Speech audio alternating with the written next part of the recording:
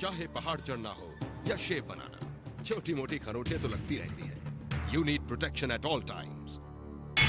Dettol shaving cream, एक नई fresh खुशबू में जो दे न केवल एक नर्म मुलायम शेव, बल्कि आपके चेहरे को मिले डेटॉल सुरक्षा। अब इस बात को गांठ बांध लो, protection is everything. Dettol shaving cream, विश्वसनीय सुरक्षा हर सुबह। OTP sir? ओटीपी सर ये है 5729। 5729। Thank you sir. सर अगर मैं गलत नहीं हूँ तो आप बलबीर सिंघानिया है ना, सिंघानिया होटल्स के मालिक? हाँ हाँ, पर आपने मुझे कैसे पहचाना? अरे सर आपको कौन नहीं जानता, आपसे मैं पहले मिल चुका हूँ ऑस्ट्रेलिया में। आप मेरे रेस्टोरेंट आए थे इंडियन खाना खाने के लिए। क्या नाम था उस रेस्टोरेंट का? सर आहार इन ऑस्ट्रेलिया। हाँ हाँ, अच्छा अच्छा, याद आया भाई, बहुत ही लजीज खाना था, मजा आ गया था। पर देश में देश का स्वादिष्ट खाना खाकर। Thank you sir, thank you sir. वैसे आपसे एक बात पूछ सकता हूँ अगर आप बुरा ना माने तो? हाँ हाँ पूछो, इसमें बुरा मानने की क्या बात है? सर आप चाहें तो 10-10 कैब की कंपनियां खरीद सकते हैं, फिर आप एक कैब क्यों चला रहे हैं? खरीद सकता था, लेकिन अब तो ये कैब भी मेरी अपनी नहीं है, किराए की है। अब सिंघानिया होटल का मालिक मेरा बेटा विपिन सिंघानिया है। मेरा अब सिंघानिया होटल से कोई नाता नहीं।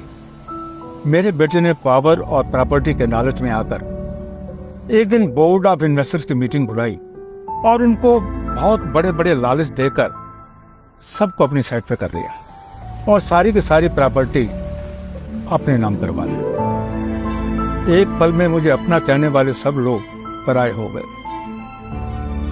उस मीटिंग के बाद मेरे पास कुछ नहीं बचा था, सब खत्म हो गया था। कोई बात नहीं सर। सर तो क्या आपके बेटे ने आपको घर से भी निकाल दिया?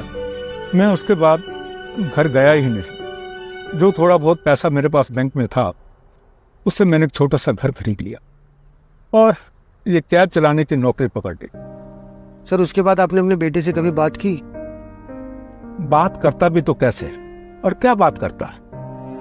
अब क्या मैं उसके सामने जाकर गिड़गिड़ाता कि बेटा जो कुछ तूने किया अच्छा नहीं किया? अगर उससे अपने कुछ किए का एहसास होता तो वो जरूर मुझे ढूंढने की कोशिश करता, लेकिन उसने ऐसा कुछ भी नहीं किया। तो सर ये सब क्यों? मतलब आप किसी ओल्ड एज होम में भी रह सकते थे जाकर, इतनी मेहनत करने की क्या जरूरत है? बेटा तुम्हें पता तो है ना कि मैं एक अमीर आदमी था, पर उससे पहले मैंने अपनी जिंदगी बहुत गरीबी में काटी, लेकिन मैंने मेहनत की, दिन रात मेहनत की और इतना बड़ा अंपायर खड़ा किया। मेरा जिंदगी में एक असूल रहा है कि मेरा ये हाथ सिर्फ मेहनत की रोटी खाएगा। इसलिए मैं तब तक कमाता रहूंगा जब तक कमा सकता हूं, जब तक मेरा शरीर साथ देता है। जिस दिन मेरा ये शरीर साथ छोड़ देगा मैं ये दुनिया भी छोड़ दूंगा। आप बहुत जिद्दी है सर। जिद्दी आदमी ही जमाने में अपना नाम बना पाता है।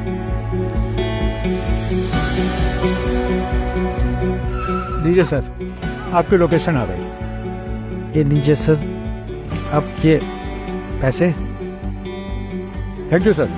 अच्छा लगा आपसे मिलकर। मुझे भी बहुत अच्छा लगा सर आपसे मिलकर। Thank you so much.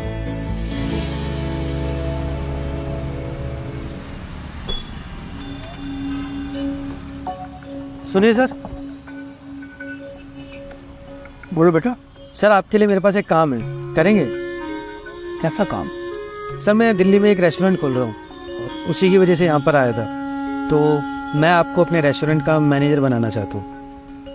हैं? जी सर। अब आपसे बेटर क्वालिफिकेशन और एक्सपीरियंस किसके पास होगा? आपने बड़े बड़े होटल चलाए हैं, एक रेस्टोरेंट चलाना तो आपके माएँ हाथ का खेल है।